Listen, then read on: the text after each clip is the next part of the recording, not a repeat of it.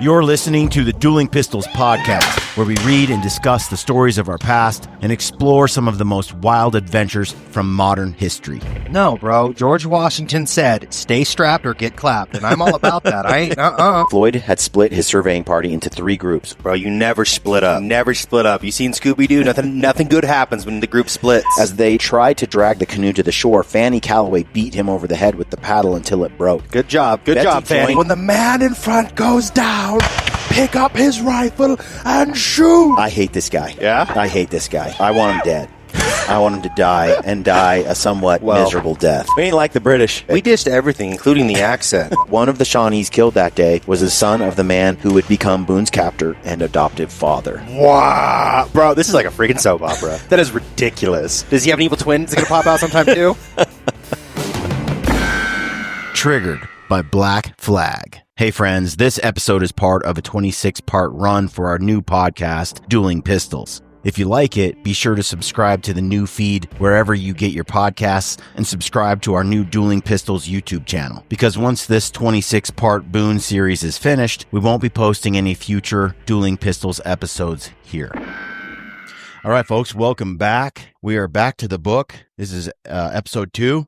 And I feel like Brent, you and I need to go over set a little more context, historical context for this discussion, just to put things in perspective for people that are listening and for you, since you haven't read this. So Brent's my guinea pig here on the show, where everything is brand new. I'm coming into it all blind. So, okay, let's set the stage here. So for those that are listening, thank you for joining us. The podcast today is from the book called Boone, a Biography by Robert Morgan.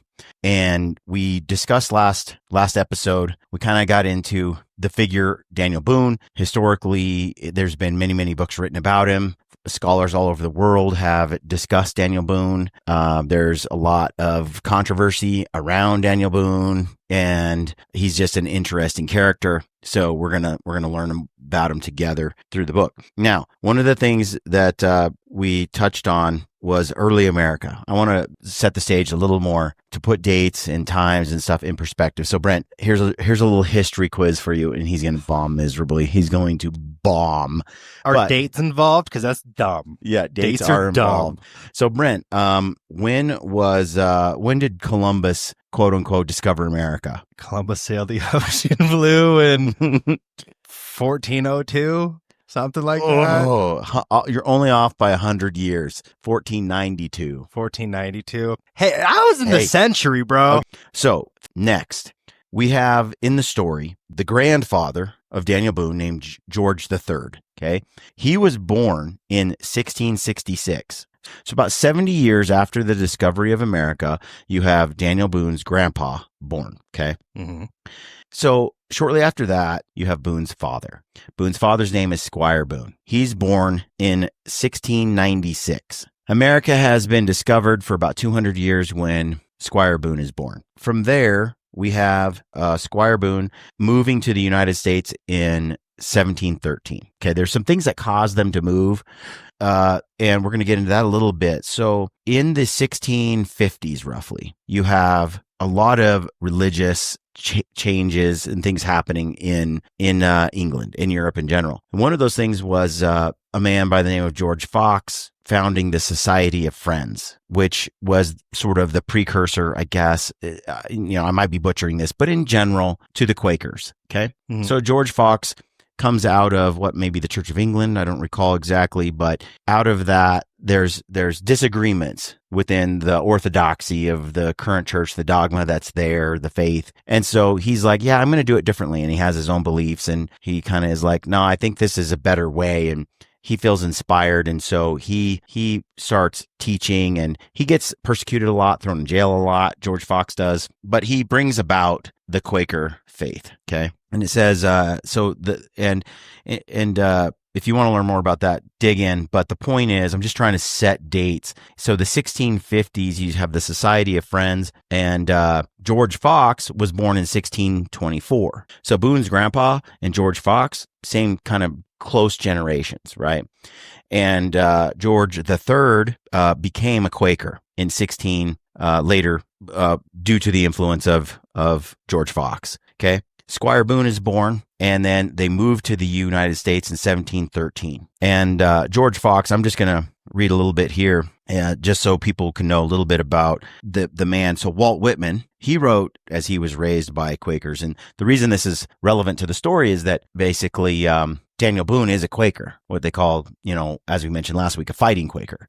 And so he lived by a lot of the religious principles and the ideas taught by Quakers: self-reliance, independence, being very, I guess, Christ-centered in many ways, industrious, hardworking, all those sorts of things, tell the truth, very moral foundation. So it says Walt Whitman, raised by parents inspired by Quaker principles, later wrote about George Fox. George Fox stands for something too, a thought, the thought that wakes in silent hours, perhaps the deepest, most eternal thought latent in the human soul. This is the thought of God, merged in the thoughts of moral right in the immortality of identity. Great is this thought, I, greater than all else. And talking about the Society of Friends, the Religious Society of Friends is a movement within Christianity that began in 1650s in England. Early friends, such as George Fox, he's the one standing on a chair and preaching in a crowded tavern in this picture. You can see this picture here. You could throw it up later. Geez. Okay, because the picture says a lot. Yeah. Right? It says he's preaching in a crowded tavern in this picture, sought to revive, quote unquote, primitive Christianity by going back to the roots of Jesus' teachings around nonviolence, simple living, God's concern for the marginalized, the immediate and equal access to God's Spirit. They became known as Quakers because people used to mock them for quaking when they were overcome with spiritual energy. Embracing the insult and making it their own, they became one of the most distinctive religious movements in modern Western culture. So, Quakers. So out of that comes Squire Boone moving.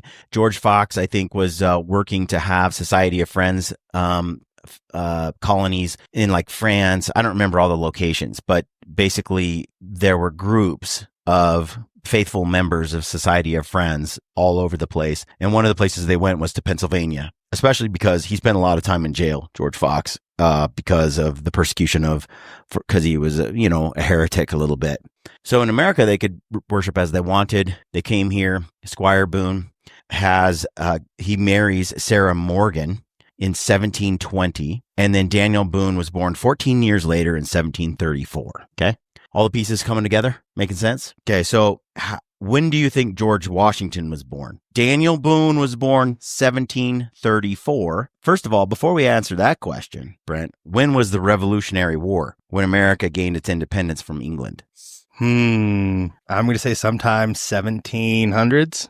Well, yeah, Early but 1700s. come on, Brent, you could dig deeper than that. I have no idea, bro. There's been a rewrite of history that is full of bullshit, which is the 1619 Project. Has slim elements of reality and truth in it, and then the rest is mostly garbage. So you'll see in pushback of 1619, you see the 1776. There we go. 1776 essentially is when America was founded. So the Revolutionary War began in 1775. America declared its independence in 1776, said, hey, screw you. We're doing our own thing, England, and you're not the boss of us anymore. That war carried on until 1783. It's a bit of a long war. So 1775 to 1783, it was 8 years. Takes a long time to get things done back then. Mm-hmm. A lot of traveling. A lot of traveling, a lot of horseback. You're really dictated by the seasons. I mean, you can only fight for so many months out of the year. So 1776 is America's independence from England. And one of the things that brought that about, right, was all the colonies that, England had been colonizing different parts of the world, and they were all subject to the crown, though. They were supposed to pay their taxes. They were supposed to do things and still obey the king. They were just colonies away from England. And a lot of family members, the people that settled here in the United States, they weren't exactly against England. They just wanted more freedom. But they resented the fact that they were being taxed and bossed around and told what to do over time, because England had they gave very little support. They were basically on their own. But then the country still wanted all their money and all their gains and all that kind of stuff after they'd sacrificed. So you started to have this problem where people felt more and more independent in the United States, and in England they were like, you guys are rebels and you're treasonous against the nation that you belong to, and so hence there was the war. And many of the people who came to the United States early on, what was some of their, I mean, there was a lot of reasons, right? There's a cocktail of reasons. Religious freedom. But religious freedom was that near the top, I think. Mm-hmm. As you read about it in historical context, you find out that many people just wanted the right to worship how they wanted. They also couldn't get ahead in England the same way that they could here. Like, you're destined for a pretty poor life if you didn't inherit a lot of wealth or have a family name or be a gentleman. You know, how are you going to, hence the American dream, right? You come here and somebody who had nothing could become, well, the president of the United States. Mm-hmm. Hello, George Washington. So, Brent, we know that Daniel Boone was born in 1734, because I told you that earlier. Sure. 1734. He died in 1820 when he was 86 years old. Mm-hmm. So, spoiler alert, as we go through the book, Daniel Boone dies at a ripe old age. So the whole time you're reading the book, if you know about Daniel's history, you know Daniel Boone does not die, like in any of these harrowing tales. Yeah. You're kind of like, oh. It kind of robs some of the suspense. But also, it's like, it's cool because you're like, how's he going to get out of this one? Because yes, he is. Exactly. Which is every 80s action movie. But many don't. Like, many of them suffer. You can't grow up in that time frame. I mean, if you made it past 14, you were pretty lucky. Yeah. And then if you made it into your 20s, you're pretty, because usually you got murdered by somebody or you got sick and died, So anyway, back to setting context. George Washington was born in what date? So Daniel Boone was 1734. I'm going to say they're the same age. Dang close. Hold on. Are they within a decade of each other? Closer. A year? Which one's older? I'm going to say George Washington's older. Yeah, George Washington is ahead of Daniel Boone by 2 years. Okay. So George Washington was born in 1732, and Daniel Boone was born 2 years later in 1734. Okay. So this puts things in perspective, right? So you know that you're talking for historical perspective, they've only known about America for about 200 years or so. Yeah, not even that. About. Right. Yeah. And what you're seeing right now is just early colonial people moving into the United States. There are no real wars with the Indians. Yeah, the Indian wars haven't started They're yet. all getting along pretty well. You have the French and the Spanish here. And the French, they like to start that. And the French, you sounded more Mexican. I know, I petered off there. I don't know what happened. So you have the French and you have the Spanish here and the English, and they're all kind of fighting for grabbing bits and pieces of the land. Okay. But yeah, George Washington born in 1732, Daniel Boone born 2 years later in 1734. They're basically the same generation. So you can picture in your mind, okay, well, we know George Washington helped lead the army. He was the one that at Valley Forge, he pulled off they beat the English. It didn't seem possible.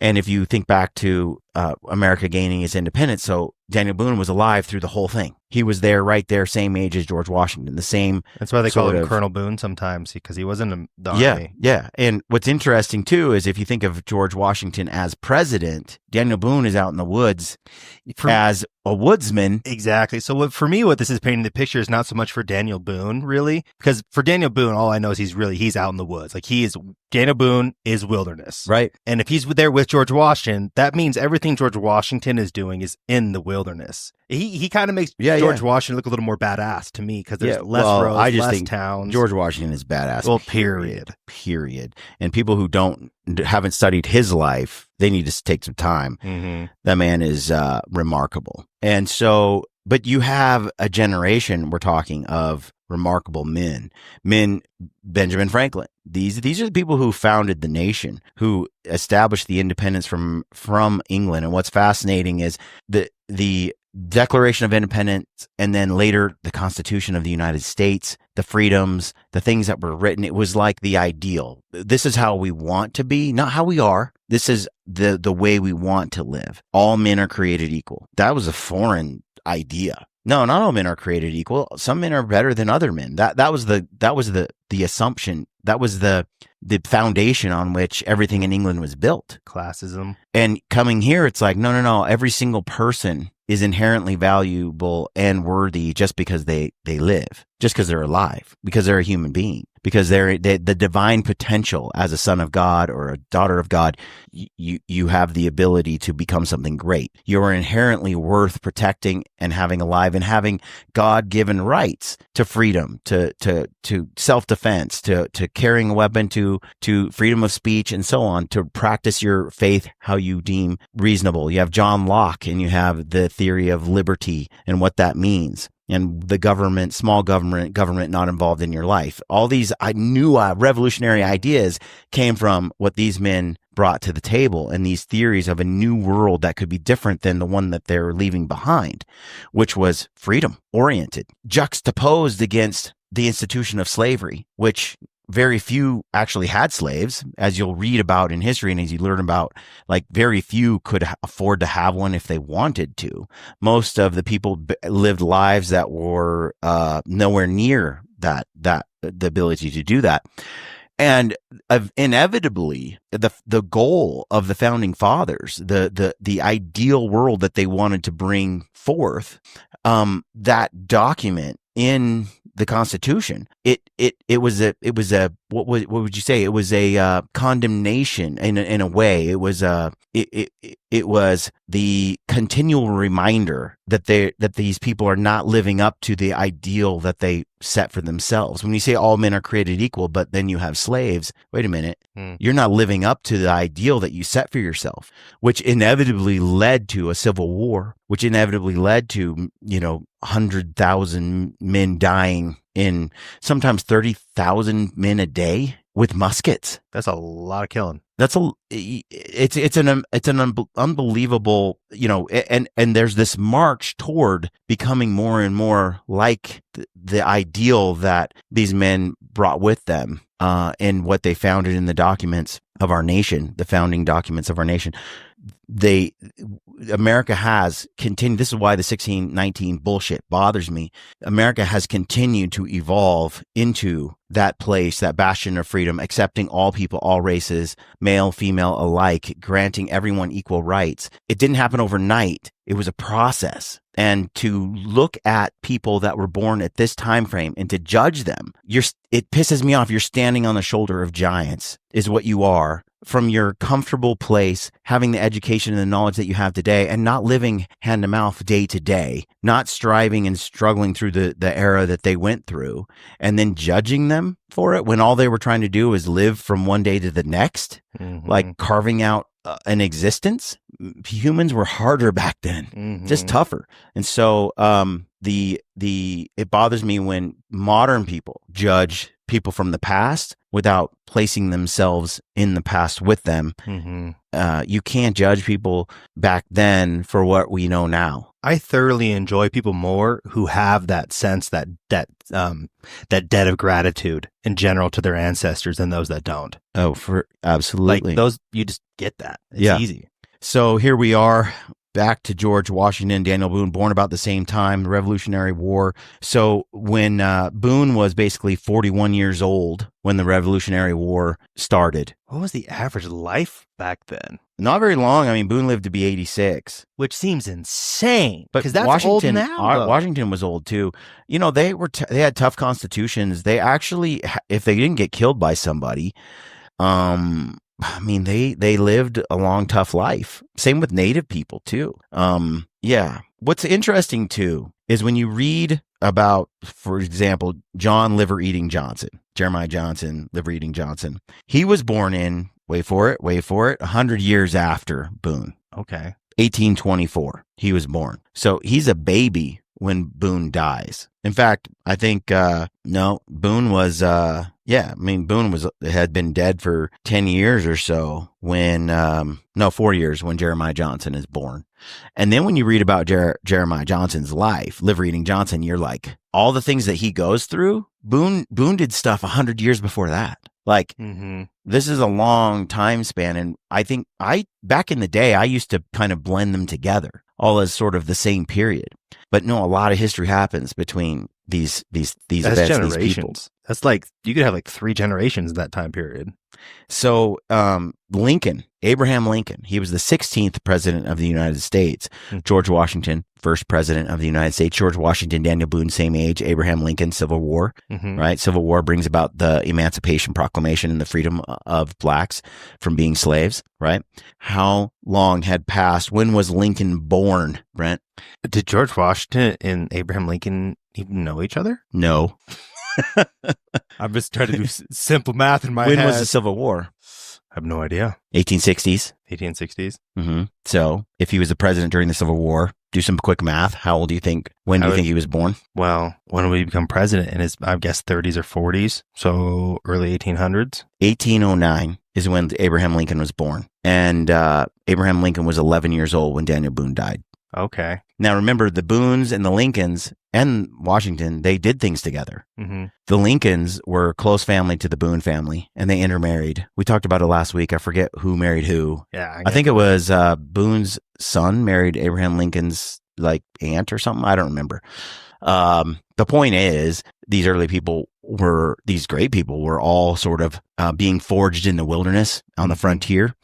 And they were all coming together with strong convictions and faith. You got to think about the stock of the people who came to this country, their convictions, the sort of character that they had, the sort of drive that they had, which then they instilled in their children and so forth as they established, new communities in the New World, right?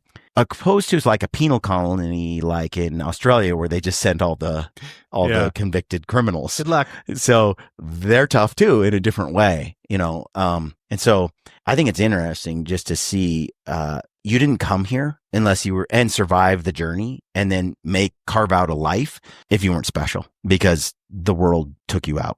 You just required a certain type of person. Like you had to have like enough smarts. You had to have a certain amount of fortitude, willpower, strength, conviction. So just crossing the pond and getting here, you had to be of a certain caliber. Yep. So does that help you with a little context for this time frame and kind of what we're dealing with? Okay. I'm going to get back into the book. We're going to resume where we left off. We're going to get a little bit into Daniel as a child. That's where we left off. Last episode, we talked about how Boone just disappeared for days because he was on a bear trail. And then he came back and he's like, oh. And his family's like, where the hell are you? His mother was looking for him. Rebecca, like, where'd you go? And then he found her, or she found him. Yeah, because he was chasing the bear. Yeah, he's like, I couldn't leave, So the Last of the Mohicans took place in 1757. Yes. So that puts it in more perspective for me. Well, recall Last of the Mohicans, written by James Fenimore Cooper, is a fictional novel set in that time frame. Yeah, the French Indian Wars.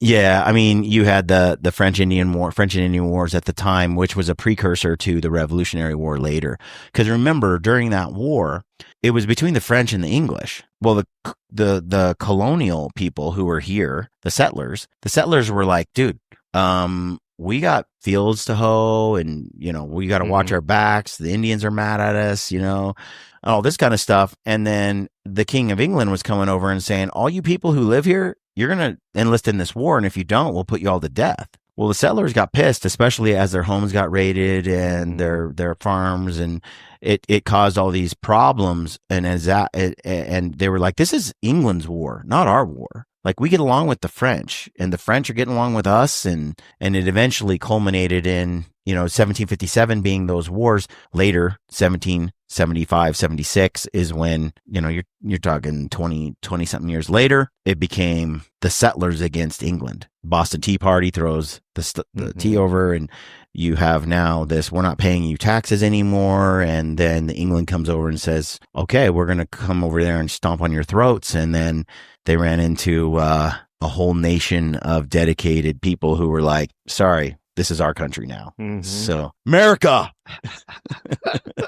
All right, let's do this. Okay, so because of the family's strict Quaker principles, the Boone children were not allowed to attend parties or dances. But Daniel and Henry heard of a frolic to be held in a distant town, and giving each other courage. So Daniel and Henry, they're brothers, I believe. Giving each other courage or daring themselves, they decided to borrow Squire Boone's horse in the night and ride away to the dance. Okay, I did a lot of dumb things growing up, for sure. I could think of a lot of shenanigans. It's like they snuck out and stole their parents' car. Yeah, but also, like, remember the rifle incident from the day before? I'm like, these kids, like, I did a lot of things that were like, I put myself in danger plenty of times, but I didn't put other people in danger. Well, they sneak out because they're going to go to a frolic, a party or a dance that they're not allowed to because their religious parents are against it. So this is Footloose. So they're... So they're stealing their dad's horse in the night and they ride away to the dance. After an evening of celebration, perhaps after sampling some of the local hard cider, they decided to jump the horse, carrying both of them over one of Squire's cows sleeping in the pasture. Did you catch that? They to jump the horse with both of them on it over one of the sleeping cows in the pasture. Yeah, why not? You know, you've been in a car. Remember that road behind Larry's Sports Center that if you gunned it, the Suburban would go like 15 feet into the air? You talk about the bumpy road? The bumpy road. Yeah. I wrecked more than one car on that road. A lot of people wrecked cars on that road. That was dangerous. Yeah. Well, you steal the car and then you're a teenager and you're like, well, let's see what it can do. And then you do something Nothing good. Stupid. Nothing good is the answer to that question. So the cow awakened and started to rise, Brent, rear first, just as the horse began its leap. Daniel and Henry slammed to the ground, shaken but unhurt, but the horse broke its neck and died. Ooh. The boys returned the bridle and saddle to the barn and crept back into the house as if nothing had happened. Squire never solved the mystery of how a healthy horse could let itself out of the barn and break its neck in an open pasture. Never, huh? He had no suspicions.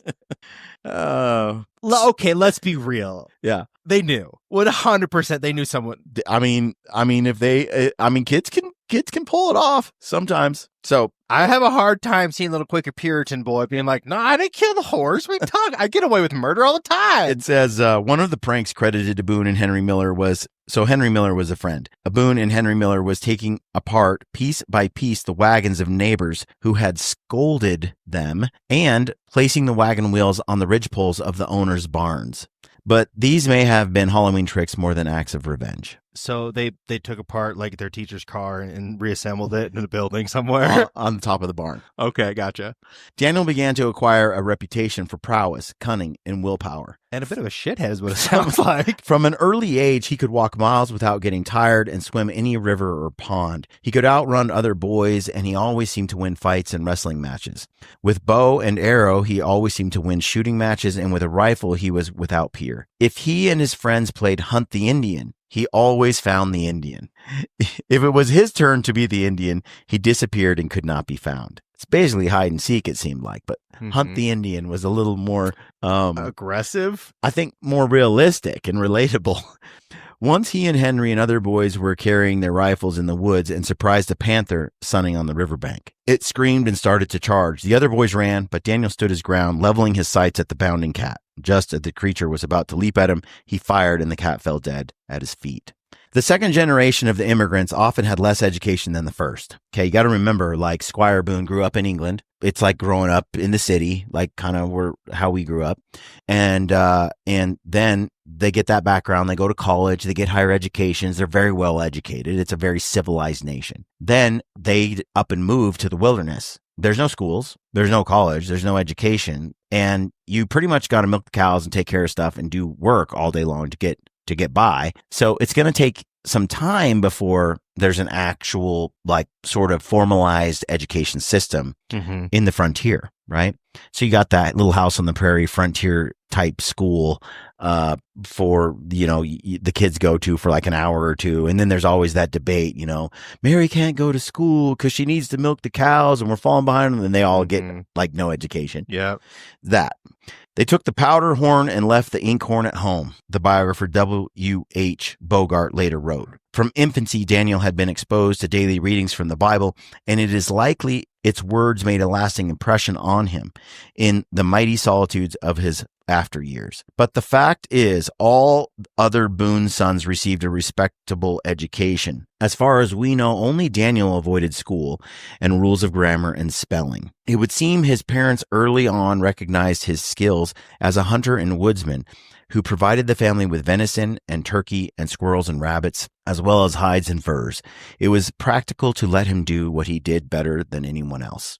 Later in his life, in a moment of great danger, Boone would write sentences such as, "Your company is desired greatly, for the people are very uneasy, but are willing to stay and venture their lives with you.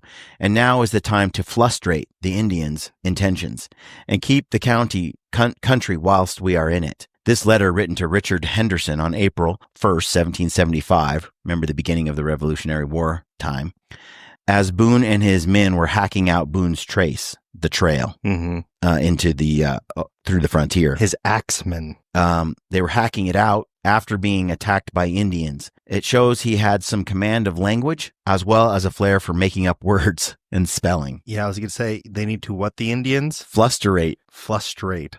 It's like frustrate and fluster. Yeah, flustrate. It makes sense to me. Yeah, it works. I mean, like, it gets the point across. I want to use that word from now on. Don't frustrate me, Brent. Yeah. It says, we don't know, of course, how much help he had with the letter from his son-in-law, Will Hayes. Just a caveat there. But he does write a lot, and as we learn throughout the book, and he's charismatic in his own frontier way. So young Daniel's greatest teachers were the woods themselves and the Indians he watched and questioned and imitated. We talk often of the impact of the white culture on the Native Americans, but the influence of the Indian culture on the white was just as significant. Not only did the settlers and hunters learn much about hunting and trapping and survival from the Indians, they also learned the use of herbs and roots and berries, medicines, the lay of the land, and courses of rivers to the west. The Boone family, like William Penn himself, had always been known to be friendly to the Indians. Boone's grandfather, George III, had organized a rescue of 2 Indian girls who had been kidnapped. Indians passing through the neighborhood were often invited to eat and drink and stay the night at the Boone home. In 1736, a chief called Sasunan, king of the Schuylkill Delawares, stayed at the Boone homestead with a party of 25. Jeez. Relations between Indians and whites in Pennsylvania were more peaceful than in the other colonies. In the woods along the Schuylkill, above Philadelphia, white hunters who lived like Indians were seen frequently along the trails and beside the streams. Indians of many different tribes mingled in the hills and villages north of Ole, Tuscaroras, and Tuteles. People from Philadelphia are going, that's not how you say that. Canois, Nanticokes, Shawnees, and Susquehannocks. And I know the name of the river is Susquehanna. Yeah, that one. One nearby Indian village called Manangistown was later renamed Reading. Besides the minor outbreak of fighting in 1728, there were no Indian raids on the southeastern Pennsylvania frontier in the 18th century. It was a time when the Indians were learning from the Europeans to use firearms, wear woven cloth, build log cabins, use metal tools, and drink whiskey. And from the natives, the white hunters learned the ways of the American woods, the best techniques for hunting deer and bear and trapping beavers, mink, and otter. From the Indians, the hunters learned to prepare bear bacon and jerk from venison. They learned to cure deer hides and buffalo hides and bear skins, and they learned the beauty and the value of furs, the glistening pelts of beavers that populated almost every stream in the forest, the pelts of mink and otter, fox and muskrat, raccoon and pine marten were also useful and beautiful, warm and silky to the touch. Most luxuriant of all was the otter. Its fur deep and dark and sparkling, soft as a whisper to the fingertips, shining with mystery. In the old world, fur was reserved for royalty. In the North American forests, fur was there for anyone with the skill to take it. Otters are cool. I love otters. Did you know otters have pouches? No. So they have, so they have like a little pouch right here around their chest where they can. Sea otters or river otters? I believe it's sea otters, the bigger ones, the ones that are like sea otters. They're giant. They're giant. Yeah, they scare me a little bit. So they have these pockets, especially when you see them like dive off the coast of Alaska and come up out of the water, and you're like, that thing's huge, dude. And then it's like it pulls up like a clam. Yeah, And then it takes like a rock and bashes it and rips the animal out of it. And those eats it rocks, they keep those rocks in their pouch. in their pouch. I'm not kidding you. Yes, the otters have a favorite rock. It's called, guess, an otter rock. I kid you not. So otters have these little rocks to keep in these pouches because it's like if you find a good rock, bro, you got to keep it. Yeah, right. Okay. Genius. They use tools. They use fascinating. Tools, right? And their fur, man. What's interesting is, so you mentioned earlier, Last of the Mohicans, right? Mm-hmm. I watched that in the theater when it first came out. I was in high school, and I remember sitting there in the theater and watching this thing, and then it stuck with me for, well, it's like one of my favorite films of all time. All times. One of the best soundtracks. Yeah. I mean, but one of the things that's really interesting about it when you really watch it, right, is how all these peoples intermingled. Like the Indians were wearing cloth, but also leather and skins, and vice versa. And feathers. The colonials the settlers Moccasins. they were taking bits and pieces from each other to make things work. And you have a clash of cultures, right? Because the Duncan comes here. He's in love with the girl. The girl comes. She's the son of a general, colonel. That one scene where they're near the burial ground, right? And, let's take the one where they don't bury their friends. They come across this burned out farm. Earlier in the show, you saw that they were friends. They come along, they find out that the Indians massacred the family there. And then as they just leave and they don't bury anybody, the girl from England is indignant and is like, have you people no sympathy? Are you godless and stuff? And he's like, they were our friends, lady. And we love these people, basically, and the bodies stay where they are. And she's just like baffled by it, and he's pissed, right? And you have this clash where these people don't understand each other. Their ways are different. And later he's describing why they didn't bury those people that were their friends, as the Indians are approaching them in the night, but then they're camped near a burial ground, which makes the Indians decide to like back off out of suspicion. And of course, all of this is Hollywood, but you get it. Like there is what you see unfolding are these cultures colliding. We're all human beings, but there's so much that each doesn't know about the other or understand the other. But once they spend enough time together, they start to realize that they're all human beings. They're all human, and they all feel and they all bleed the same, and they're more similar than dissimilar. And what's so cool is you see just in the clothes they wear remember when the settlers are there and they're trying to drum up support to go help England fight the French, and you have some settlers saying we got to help the crown and all this, and you have some of the settlers like the crown, like that's like, yeah, screw that, we aren't going to fight for the crown, they don't do jack for us. And you see in the background a bunch of native Indians playing like some kind of stickball. Yeah, it looks like lacrosse with the settlers, and they're beating the hell out of each other, and they're playing this and game. they're playing rough. And you got whites and Indians all together, and there is a sense of, we tend to think, well, the Indians were over here and the settlers were over here, not realizing how interwoven these cultures actually were at the time. And you'll see as we get through the book how this unfolds, because Daniel Boone is basically like, he's an Indian. I mean, at the end of the day, he's as Indian as an Indian gets, and the Indians love him. The Indians respect him. He's a legend. By the time he's in his 50s, I mean, he has done some things, and the Indians, like, they have utmost respect for him, and they adopt him as a family member. And then you jump to the other side, and he also fits in with the white culture as well, and the I should say the European culture that he comes from. And these two worlds, they're crashing into each other. And it's fascinating. I think it's fascinating to see him love both worlds, but also reconcile himself to the fact that the two are talking past each other. They can't sort out that. They can't seem to figure out. One's just like subsuming the other. And, we all kind of know how that story ends. The dominant culture overtakes the other. And Boone is the very thing he loves and cherishes. I got to move west. I got to move further away. I got to see new country, the pristine wilderness. He's also nor elbow room. He's also the guy that sort of, because of what he did, sped the disappearance of it as well. Like spread. In his pursuit for solitude, he brought people along behind him. And what I think many couldn't believe, like when the buffalo become nearly extinct, those who came on the buffalo first and hunted them as much as they did couldn't fathom the idea when you see millions of those animals that they could, like the supply was endless. I heard many books written where people had said it just seemed like you couldn't outfish the place. You couldn't out hunt the place. Like the idea of seeing so many people there that they could actually impact the resource just seemed impossible to those virgin eyes. And it wasn't until later that the impact, the gravity of civilization and its impact on the natural world. Well, hindsight's 2020. It's easy for us to look back and say, well, obviously, well, that yeah, would happen, and it's but there's no concept. It's like really for that. complaining about third world nations, countries like some parts of Africa, and saying, you know, they ought to do all they can to protect lions. And those people over there literally are having children snatched by lions.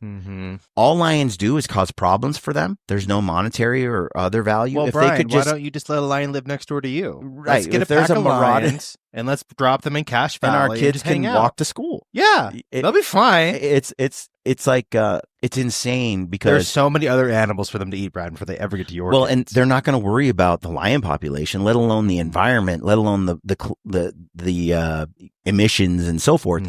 When they're just hand to mouth every day. You got a mouse to feed, bro. You got other concerns. I mean, you don't even know if you're going to be here tomorrow. Like worrying about a lot of the things we worry about today are luxuries because of our wealth. Our wealth enables us to think about things 50 years from now, 100 years from now.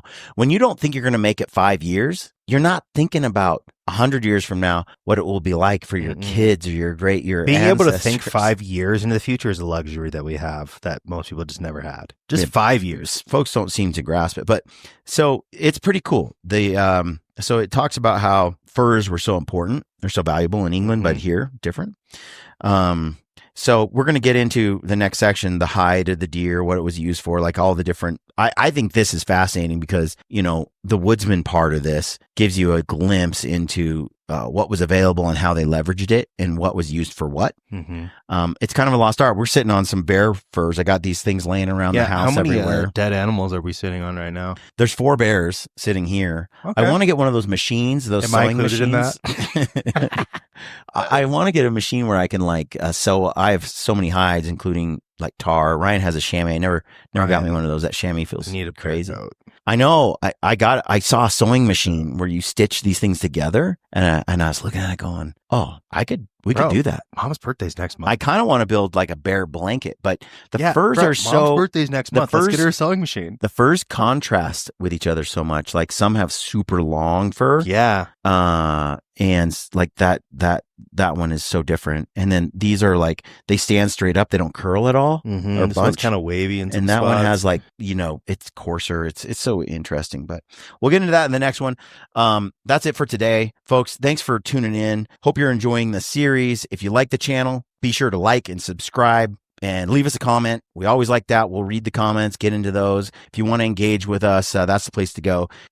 Tell us what you think. If we got our facts wrong, anything that which is bound to happen, just leave it in the comments and we'll update the information. And thanks for tuning in. See you next time. Hello, friends. I hope you're enjoying our new Dueling Pistols podcast. Remember, it's only here temporarily on the Gritty channel. short time. If you want to subscribe to the main show, head on over to our YouTube channel, Dueling Pistols, and subscribe over there. And anywhere that you get your podcast, you can subscribe there. Thanks for supporting us. We're on all platforms. Yeah, we're out there. Find it over there. And tell a friend. Yeah. Tell a friend about our new show. Tell all your friends. Help us grow it bigger. We're just going to turn this to an ASMR. All right. Thanks, guys. Catch you on the next episode.